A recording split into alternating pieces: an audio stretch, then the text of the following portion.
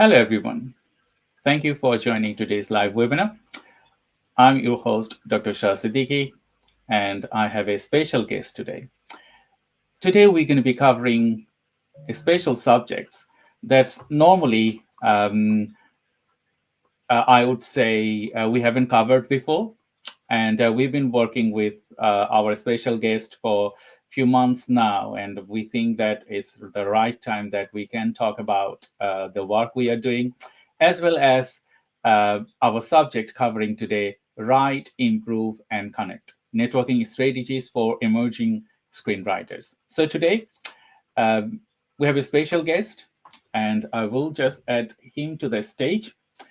And Carl Schoenfeld, and you probably know that to all the viewers that I introduced Carl to my post and all other things. He was my teacher 20 years back. I followed a lot of different lessons from him that I did on my undergraduate degree. And now we are working together. So Carl, thank you very much for joining this live webinar. How are you today? Very well. I'm really glad to join you here and a larger audience. Mm-hmm. So as I discussed earlier, that we're going to be talking about write, improve, and connect. And if you wanted to get into all the details that we're going to be covering, you can follow Carl's LinkedIn profile. And as well as if you wanted to ask any question, feel free to directly connect Carl, because we are going to be broadcasting this live webinar in all our social channels. So later, there is a huge possibility for you to talk to Carl and discuss any further things. So Carl, those audience, they don't know you. So I would request you, if you could briefly describe about you and Online Screenwriting Academy, please. Yeah, certainly. I think what's been quite influential is that I really grew up with storytelling. I was brought up in the area where the Brothers Grimm, who collected all these fairy tales 150 years before, did all their work, find out about these stories that people were telling to each other, but nobody really paid attention to at that time. And my own dad told me these stories when we were going on long walks. So I think that has been very much sort of rooting storytelling within me, that then led me on a path to make films, and later looking at screenplays as a producer, having produced my feature films, but also as an expert working for distributors, Creative Europe, and other funders, looking at stories and evaluating and how far these stories are suitable for filmmaking, what kind of audiences they could get, what maybe is the work that needs to be done to the script in order to grab people, and so on. And that then later transformed into the Online Screenwriting Academy, where I teach at the University of Oxford screenwriting. I develop screenwriting courses with the British Film Institute, and I work with writers and writers groups, 100 pages in 10 weeks, as well as individually. Thank you, Carl. So what I wanted to do before I jump into conversation, I wanted to share my screen and give a little bit of tour about Online Screenwriting Academy to set the environment.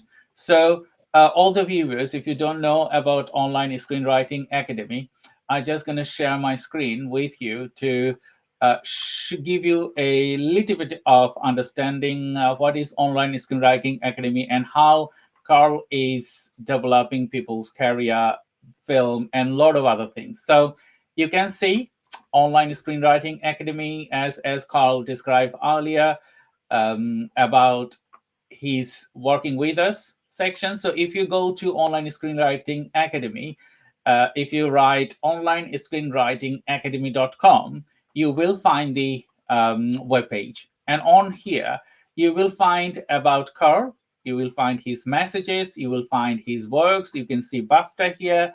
And you will also see all the working with us here. So in here, you can see all the working with us success stories, and specifically different sections that Carl has contributed. So if you wanted to really want your screenwriting to get to the next levels, it is core things that you engage with Carl's, and through his expert directives, I would say, you will extend to the next levels. And you probably know that sometimes it is a good option for anyone to have a mentor onboarded, because during my work and development, my education, and all other things, I had mentorships from various people. So if you wanted to do that, Carl has that facility embedded with Online Screenwriting Academy, and you can get benefited from there. So Carl, if I ask you specifically why there is importance to understand screenplay before you execute them. Let's say if you look at other forms of writing, novels, stories, poems, technical texts, we are all exposed to those. We read those in school. We are taught how to deal with all these forms and understand it, and that can also really help us to produce this.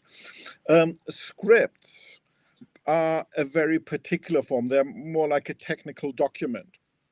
They're really designed as a piece of writing that then, that in the first instance gets everybody to agree, all the financiers, the director, the actors, and so on, what kind of film we want to make. So it that way the screenplay merges all these discussions about a film to be into that technical document.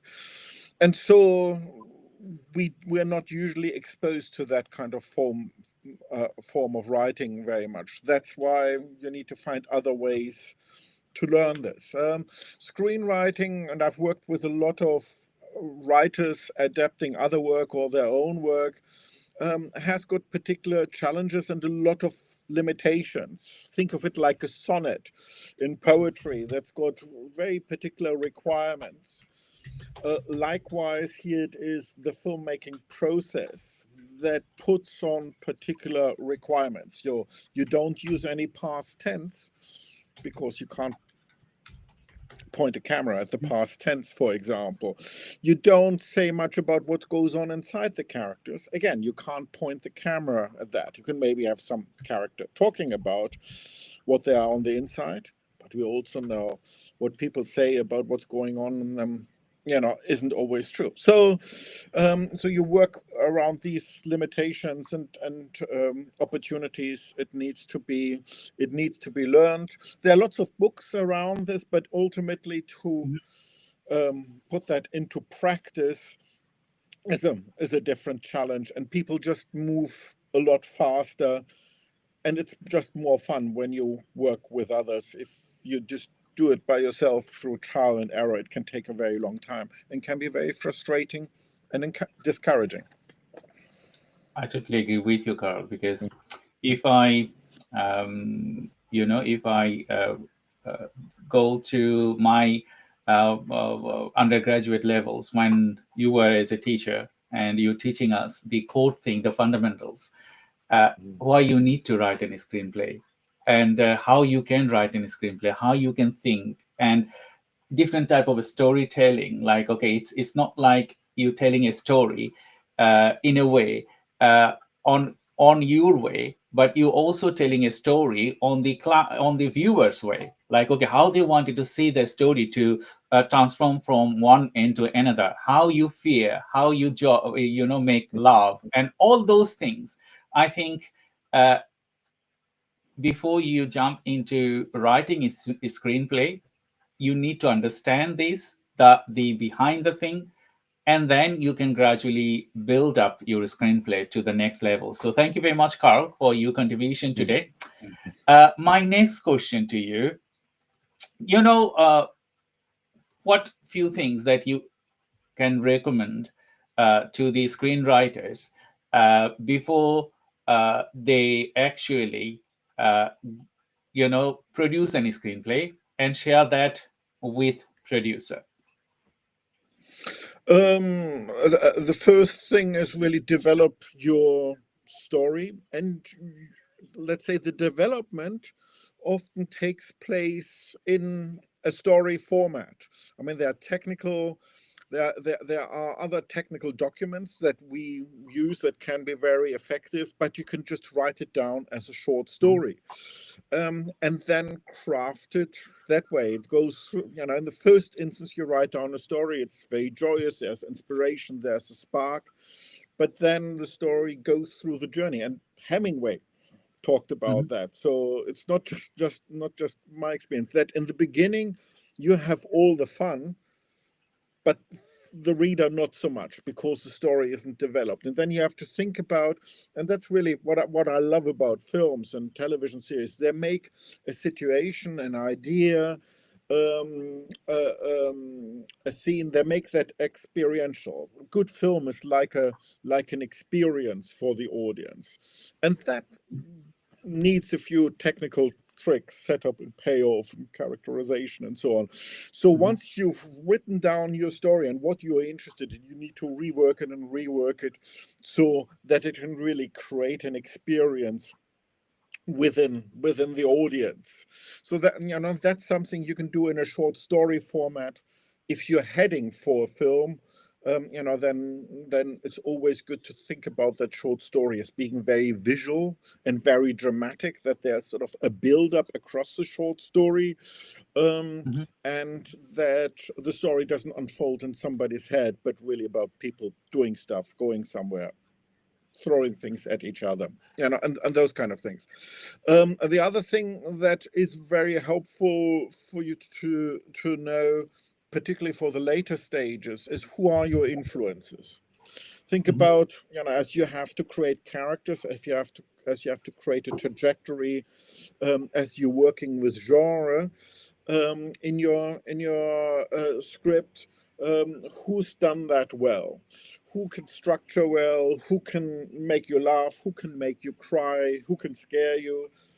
And then maybe not just look at the film again to sort of really see what has been done there, but also there's lots of scripts. Not every script is available online, but a lot of the good ones, they are online. So just Google the word screenplay PDF and the titles, a few titles. And if you put in 10, 15 titles, quite a few of these screenplays will come up, and see how other people have done it, because then you will see the work of others as a way to address your own writing problems. When you have got a writing problem, chances are other people had that before you, and you can see how people have dealt with that.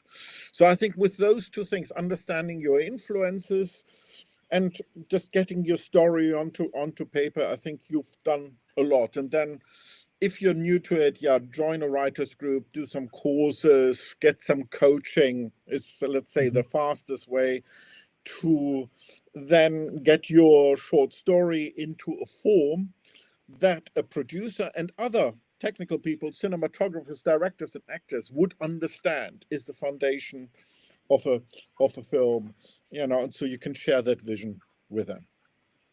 That's a great explanation, Carl. Thank you very much for adding this value to the network. I just wanted to ask you the related questions. Like, you need to identify your unique voice. to mastering this story structure. Do you have any tips and tricks? How do I identify my unique voice that is unique in relation with my storytelling and all other things? How do I do that? That is a very good question. That's, let's say, after people sort of come to terms with the basics, is, let's say, that needs the hardest work. And it's certainly where I think people do find that, probably not with the first script. The first script is more sort of you battling your particular individual battle with a script form.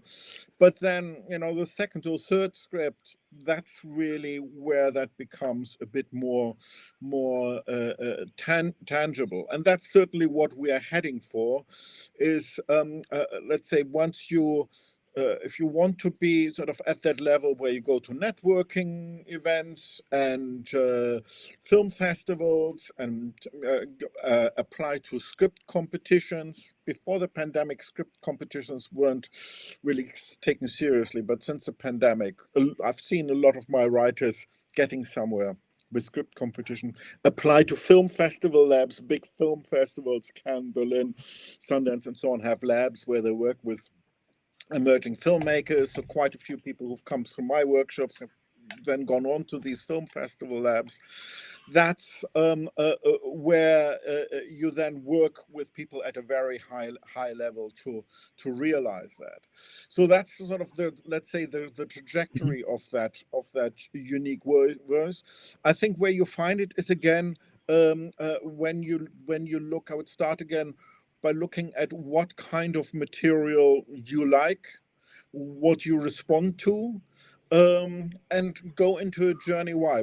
Because you can probably see certain themes.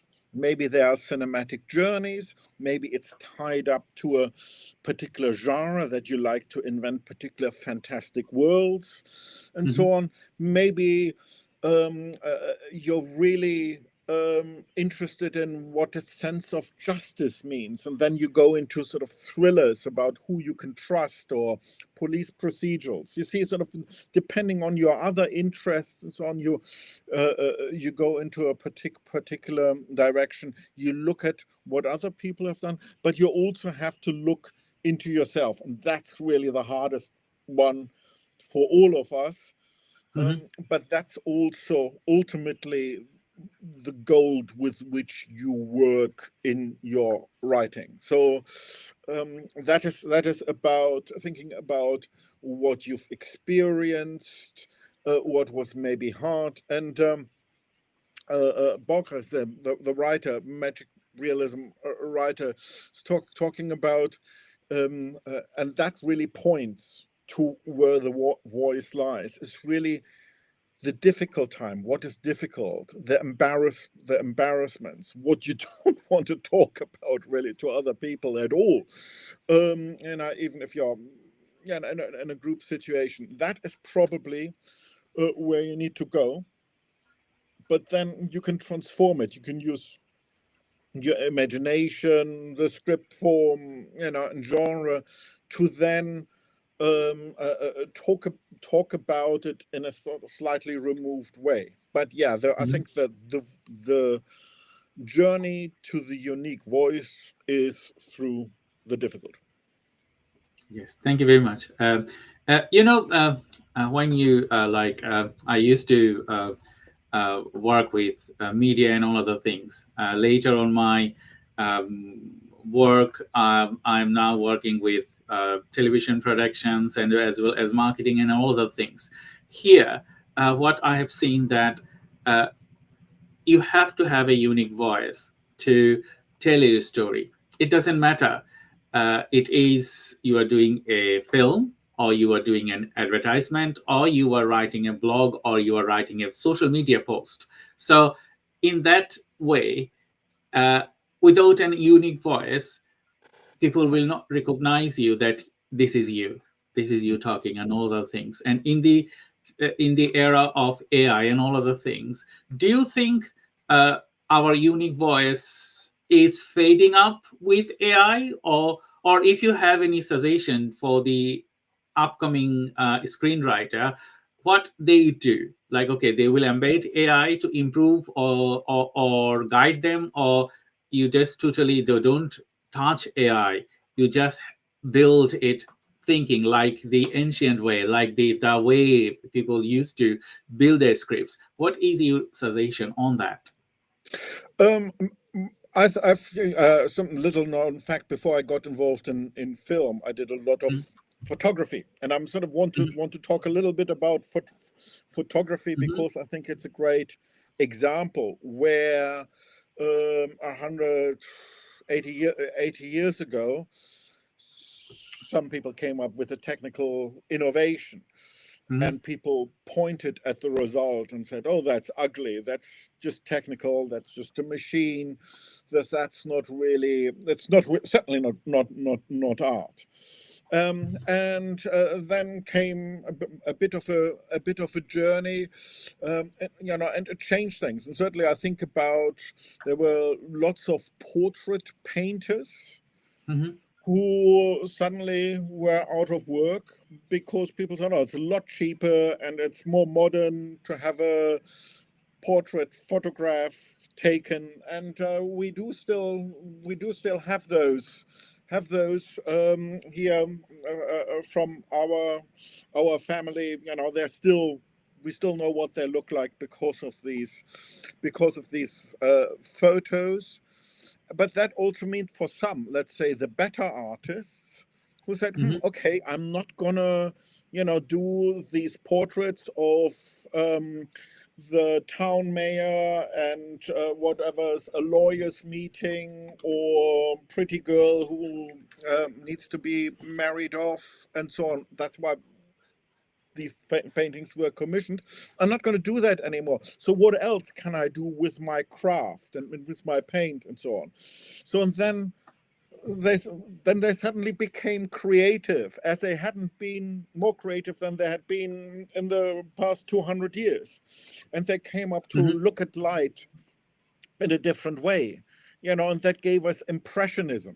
And if you see, if there's any big blockbuster exhibition now, it's the Impressionists, that where people queue in London around the block to see these original paintings, because there was suddenly a burst of creativity. And then others said, okay, that's all very nice, these very colorful work. And they developed the realist tradition of painting, sort of looking at, really sort of bring out what humanity is. You had Expressionism, of just using color to express something inner. You had Cubism, Surrealism, and so on. So all that creativity wouldn't have happened if people were still painting portraits that look like you and me appear here on this with a face and looking very, very proudly. So taking that development, I think there's also something that's going to be very painful about the transition to AI. We already see that there's sort of low-hanging fruit in terms of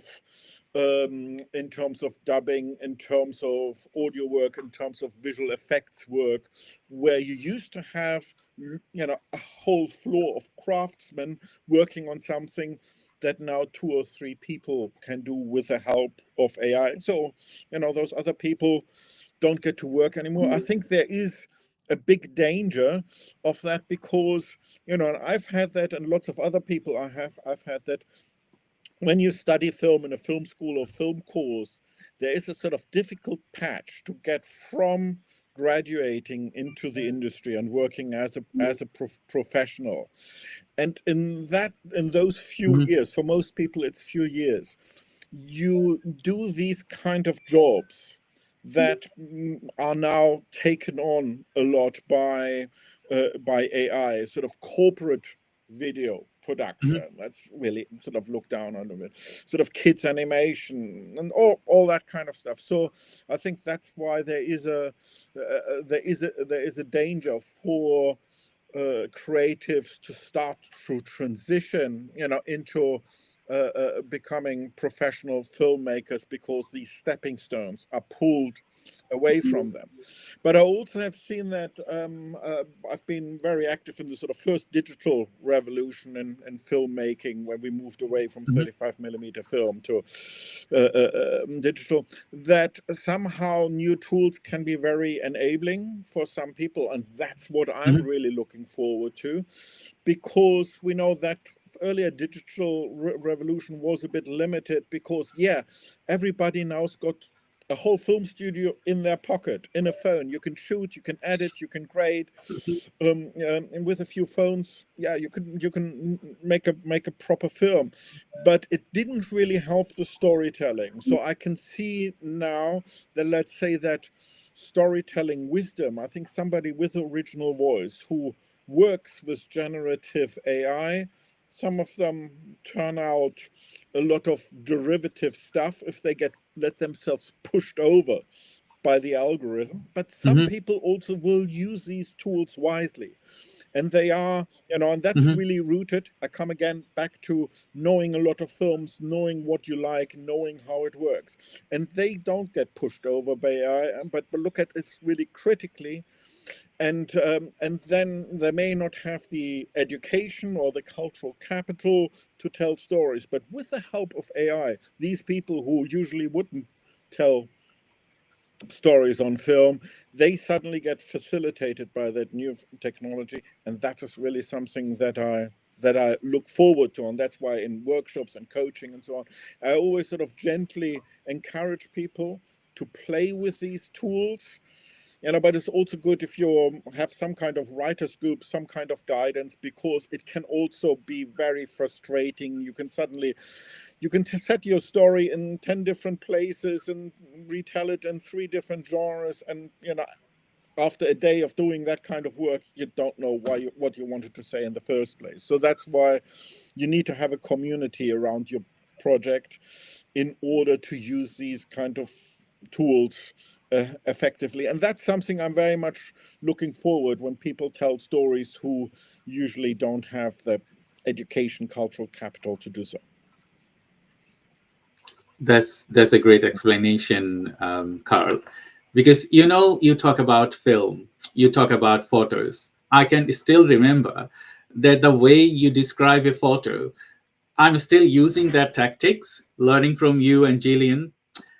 That if you understand a photo can speak 1,000 words.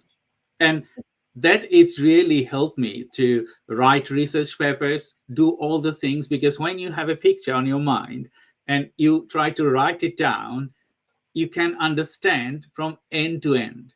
And that's fueled me to do all my works now.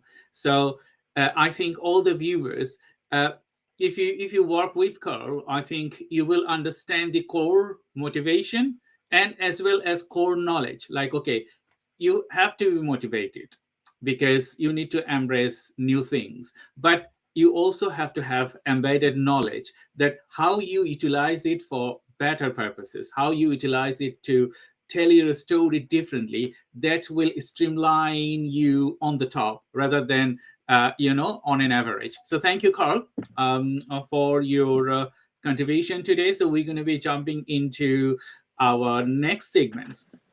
So here we have some of the questions. So I just wanted to ask one question from one of the audience. Just give me a second.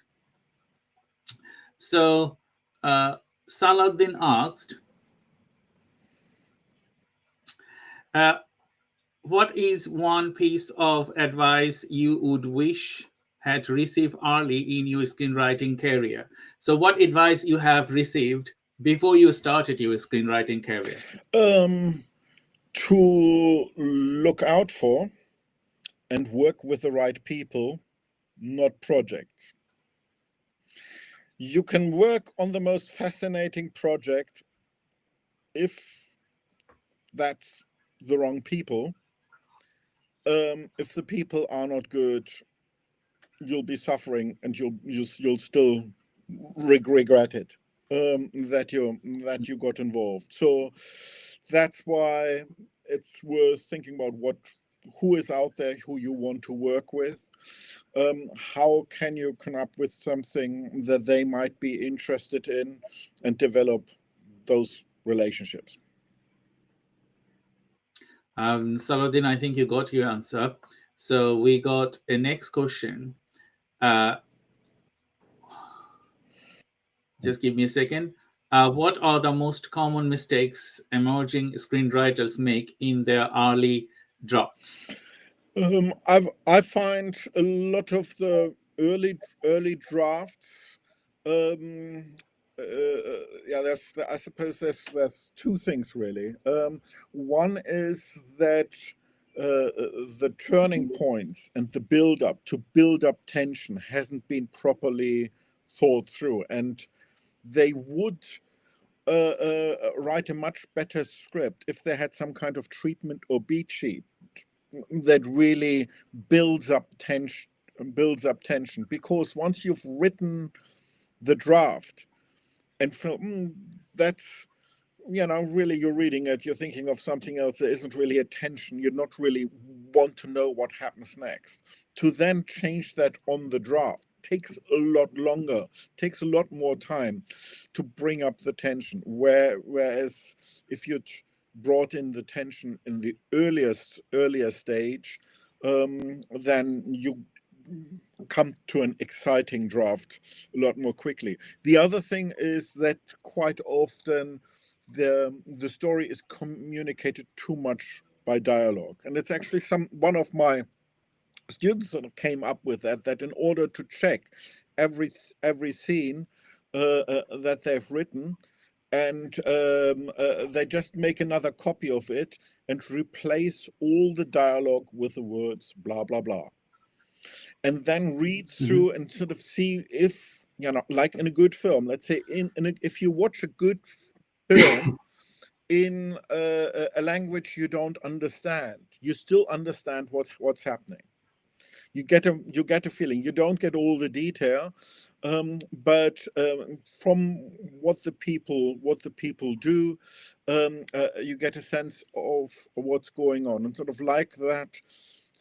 Check every scene whether you get enough across just by the scene and the action. So too much dialogue is the other big mistake in early drafts, or not so much too much dialogue, but being too reliant on dialogue for story progression. Thank you, Carl. So at this stage, I just wanted to share my screen again to talk about the work with us sections for Carl. Just allow me a couple of minutes. I'm just going to share my screen again. Window. Okay. So you can see my screen. And just give me a second. I think it's just loading. Yes. So we just wanted to talk about, the 100-page in 10 weeks. So with Carl, if you wanted to work with Carl, Carl has a few work with us opportunities. So one is work with us 100-page in 10 weeks. So another cohort will start on 8th of October. So if you visit the online screenwritingacademy.com, you will find to chat with Carl or contact him directly through the webpage. So 100-page in 10 weeks is coming in October. So if you wanted to get into touch and start these work with us functionalities, you can directly contact him. Another one is from Idea to Production Consultancy. So Idea to Production Consultancy is specifically tailored for anyone they wanted to bring their ideas to life. And you can also see how Carl has, managed to break different sections, ideally, to dive into to your screenplay and then get it out there. Another one, sorry, it's not this one. Another one is one-to-one coaching. So if you wanted to engage with Carl, like, okay, you need to know more about your screenplay, develop your screenwriting, and as well as, it's not like developing screenwriting, it's also developing your personal strength and personal growth. So that you can also do. The last thing is the script report. So if you have a screenplay and you wanted to talk to Carl about a report, you can also do that. So Carl, I just wanted to jump into this conversation now. 100 page in 10 weeks. It's you're going to be starting the cohort on October. Do you have any special message for this to the audience that you wanted to share?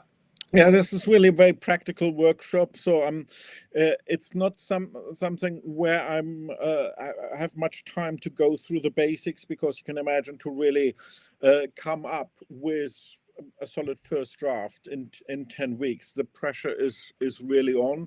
So if you want to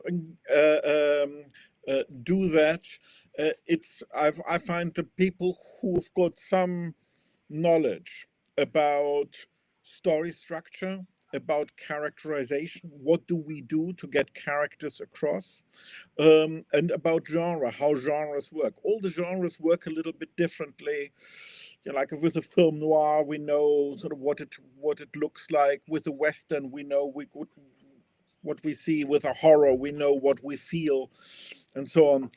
To have an understanding how you work with genre, because there isn't much time in that workshop to explain this. I have if you sign up to the workshop, and if you sign now, I can make arrangement of that. I've got recorded lectures around all these themes. So if you are signing up now, you can get access to these lectures, and you can look at the lectures before October, so that you feel a bit more confidence to work with that. Because there's one thing to know about all these essential concepts. The other thing is then to apply it, and that's really what we focus on: the application of these concepts to our own writing, and that's really complicated. So yeah, you need some kind of way to familiarize yourself with that. Some people come from film courses, some people come from other writing. They've written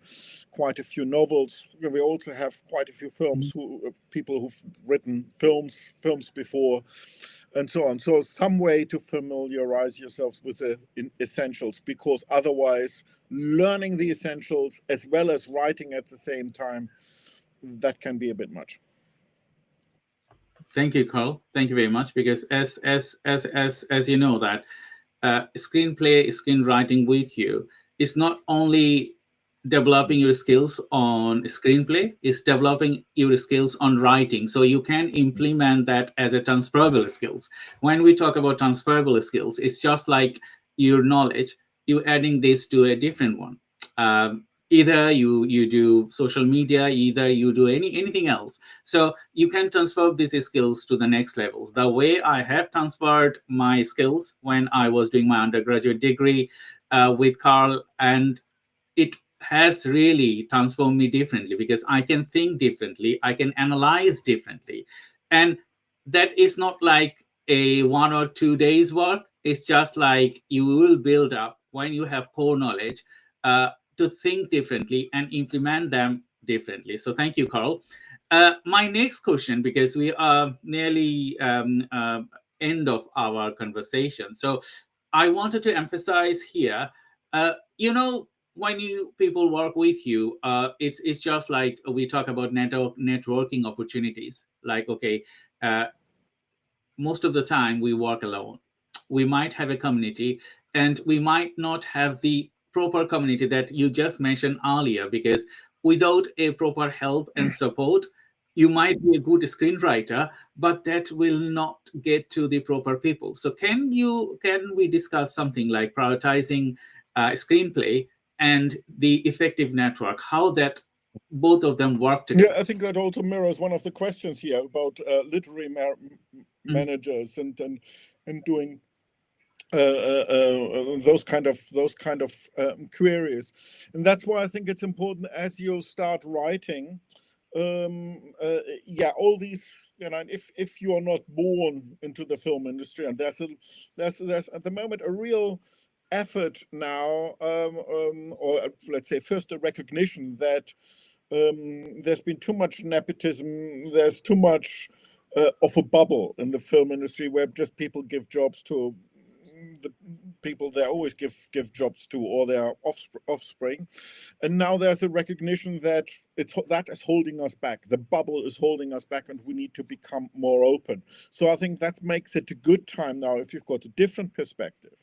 So if you're not looking like me, sort of, older white male, there's a lot of interest now to have stories coming from other perspectives.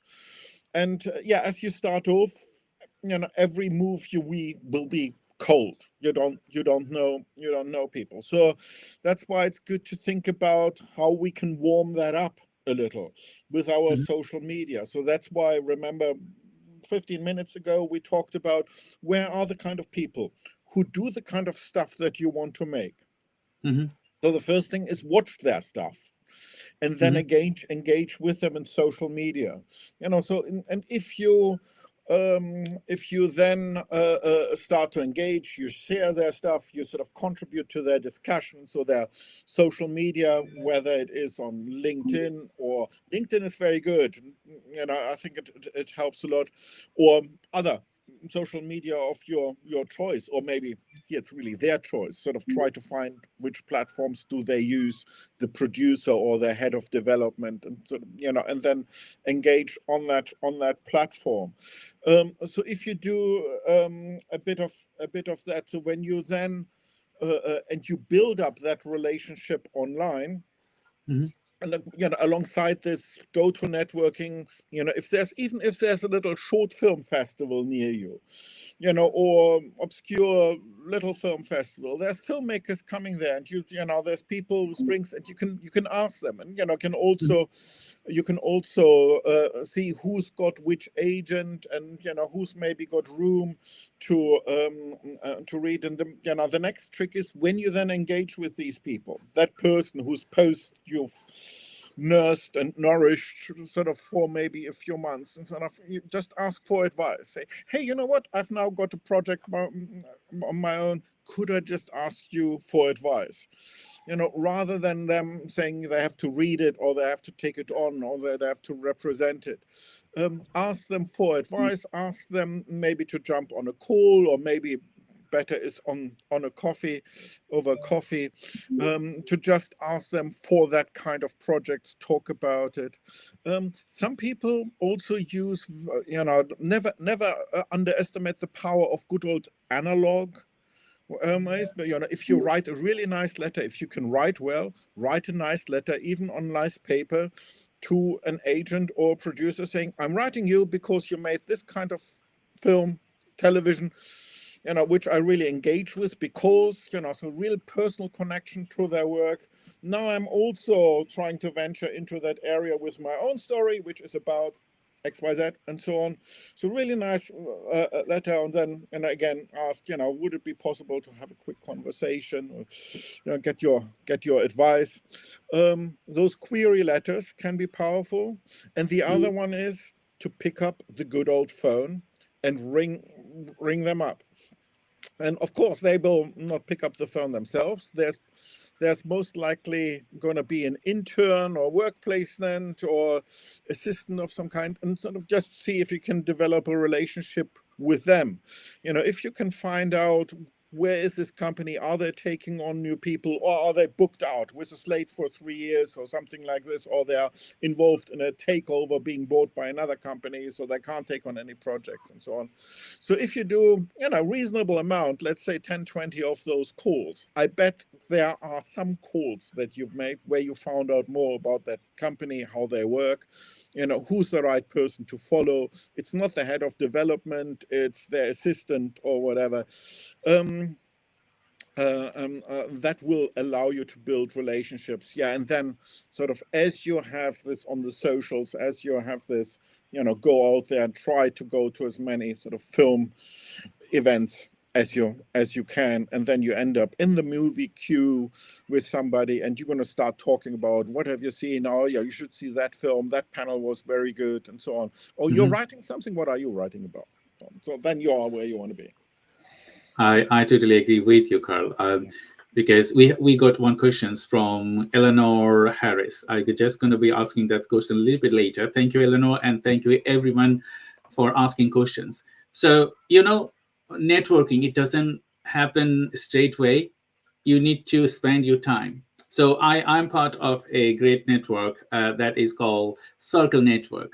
And it's the motto of that network is friendships fuel business. So it's similar for any other businesses. Like people, they're going to be working with you. You're going to be working with them in group or individual. It doesn't matter. But the main thing is to understand who you are working with, because it's the trust that, okay, you trust someone and then you can refer that person to the other person. Okay. It's just like building connection from one to another. So when we talk about AI, when we talk about neural network, when we talk about all those things, it's just like the different dots. And how you connect these dots is up to you. How you engage with people is up to you. And it doesn't matter you are a good screenwriter, or it doesn't matter you are a bad screenwriter. If you work with the right people, your script can be from worse to the excellent one, isn't it? So in that aspects, Online Screenwriting Academy, I know that you're working with many industry professionals. People are working in Amazon, Hollywood, BAFTA, and all other things. So can you tell a bit more the networking opportunity when they work with you, how you tailor this to a specific person or a specific cohort? I think that is something where in the workshops we build that over time. What I'm trying to put it that way, what puts a lot of pressure, and the wrong kind of pressure on you, is if you just write it and then when you've written it, you start thinking about, who can I take this to? Who would be interested to do something like this? That's a strategy that can very easily lead to a disconnect, and that disconnect means nobody is getting back to you, and that can be very frustrating. So that's why the first thing is to think about that early. Even at idea stage, think about who's out there, who's working in that field, and start watching their work, without putting that much pressure on it, but just to understand that kind of area of filmmaking or broadcasting. And the other thing is also about understanding that how human connections work with you in general is quite often over particular values. You may be both interested in sense of justice. You may be interested in far-flung countries. You may be interested in extreme sports or whatever it is. So people connect over the things that excite them. So, and that's comes back to it, because the good connections that you form, there may be, you maybe look at a project together and they ultimately decide that that's not for them, it's too close to what they already do, or there may be all sorts of reasons, but that they might work with you on another project, that they think, oh, we've got another project here, but that needs another a pass on it because of the genre. And if they've read things of you that's very good in terms of comedy or horror, where they see that you understand that genre, that just that project that you offered doesn't really work, then they might ask you to do another pass on this, or at least advise on something. So they find other ways to work together because you've got these things in common. Brings it back. You connect to people, not projects. Thank you, Carl. So I just wanted to ask this question for Eleanor Harris. So she asked, would you advise cold querying? Literally message once you think your script is in good shape. Yeah, that's why, I would recommend to build up the connection before this is in good shape. You want to look at who is in the right position, who's got the right relationships. I mean, you can see if they're representing writers who got stuff produced that has, let's say, an affinity to your work. So let's say we're talking about cold calling, and it's all very threatening and so on. That's why there's different methodologies how you can make the cold, how you can warm that up. and the call gets warmer the more you have already a relationship on social media, the more your call is well researched, because you see, they're representing writers, with a particular interest, voice, and so on, and you're relating to that. That's how this warms up. And it's also always good to have these conversations around, because it's just a law of numbers. There may be other people, friends, family, or so on, who knows somebody in the industry. And that's the other thing we have to think about, is often, it's not necessarily the strong links that help us, and there's peer-reviewed research about that in terms of business studies that you probably know more about than I do. That is really those weaker links, those friends of friends, that really lead to productive working relationships. So really, talk to everybody, we're looking out for, and again, reduce the pressure. Rather than read my script, sell my script to the producer, just ask for advice. Even if it's a literary manager who's maybe not in that particular field that you're connected to through a personal connection, somebody's neighbor, uncle, football club, parent, whatever, can give you a little bit of advice. And they probably know people, even if somebody's outside, let's say, your comfort zone, they probably know people inside your comfort zone. And those are, let's say, the channels how you raise to the top. Thank you, Carl. And thank you, everyone, for joining today's live webinar. We will have sets of webinar in the next few months. So we're going to be bringing Carl to talk about specifically 100-page in 10 weeks and all other working with us settings that Carl is offering at the moment. If you wanted to, as I said, if you wanted to contact Carl, you can contact directly through onlinescreenwritingacademy.com, and as well as you can contact him through social media. So he's in Instagram. If you write Online Screenwriting Academy, you will find on Instagram, Facebook, YouTube, and as well as LinkedIn. So you have every possible channels to contact Carl. He's very busy, so he might take usual times due to his busyness and how he can tailor his methodology. And another thing, Carl, it's came a few times today, that when you think about screenwriting and screenplay, it's not like it will go to the next level very quick. You need to mature that screenplay, working with professional people, working with directors or producers and a lot of other people, because when you have a screenplay, you can't ask someone on the next day, okay, can you read my screenplay? It doesn't work that way. You need to understand that person. You need to have friendship with that person. So gradually they will probably ask you, oh, you're writing a screenplay, do you have anything that I can read? These kind of things. But when you wanted to grow your screenplay career or engage in the film or television industry or anywhere that you can contribute greatly, I think First thing is to understand your capacity and gaps. So if you understand your gaps, then it's the time for a person like Carl or your network to guide you through to the next levels. Otherwise, it's not possible. So we just have another messages. We are nearly end of our session. So it's just Eamon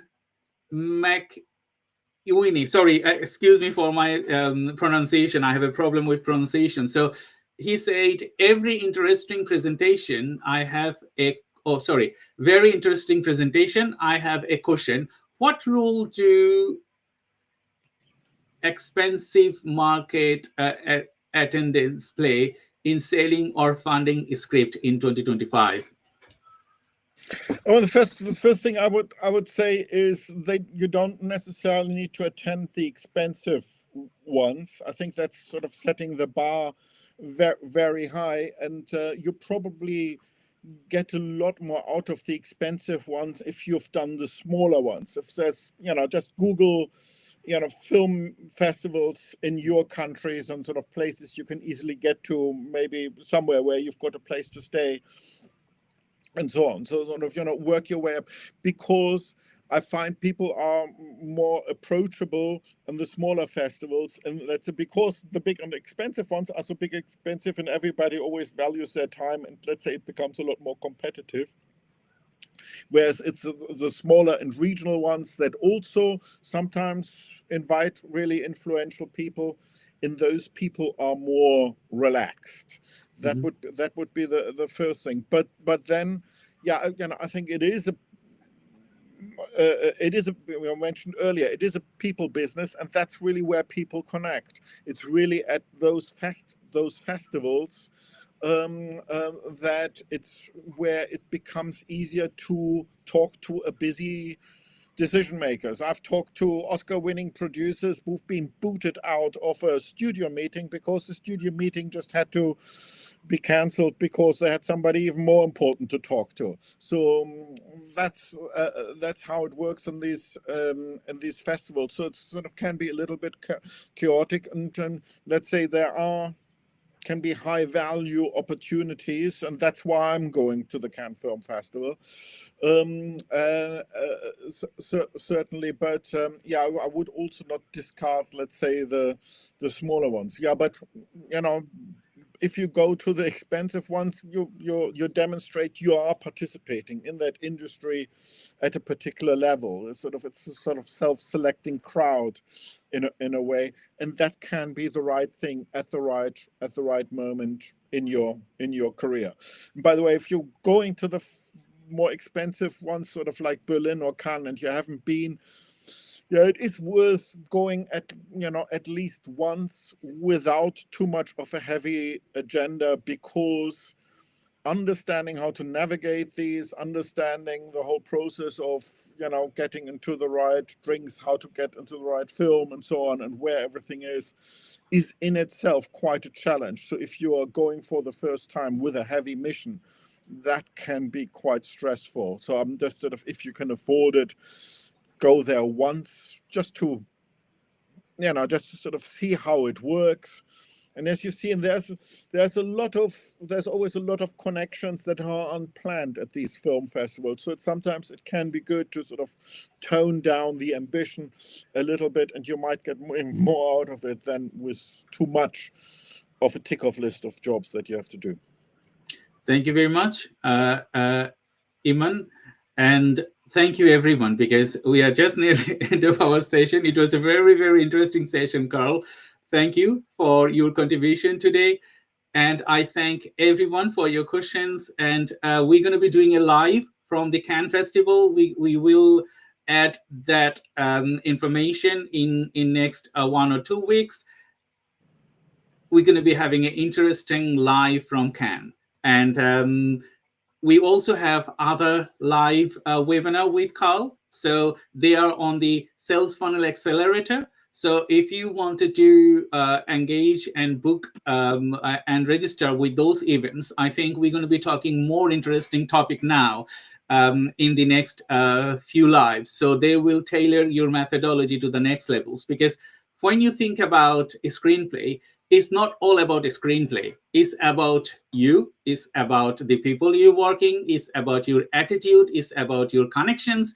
It's about the geography and a lot of different things kicked in. You have to fix everything to get to the next levels. You might say there are Oscar-winning directors or producers or screenplay writers, but if you think their track record when they are getting Oscars, when they are getting BAFTA and all other things, it's not like that they are getting it the next day. They have worked years, and then they are in the right situation, in the right moment. So, Carl, my last thing, do you wanted to say any ending message to the audience?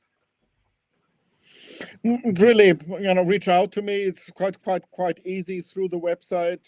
My email is there, or you can also book a one-to-one through my online calendar. We're making this quite wide open because the industry wants to encourage more range of diverse voices to the industry. So hopefully this presents itself as an opportunity for you, and look forward to hear more about your story. Thank you, Carl. And thank you, everyone. And we're going to be ending this session because we just 1 minute over. Until our next live, I would welcome you all to share and support our channel, and as well as share this with your network.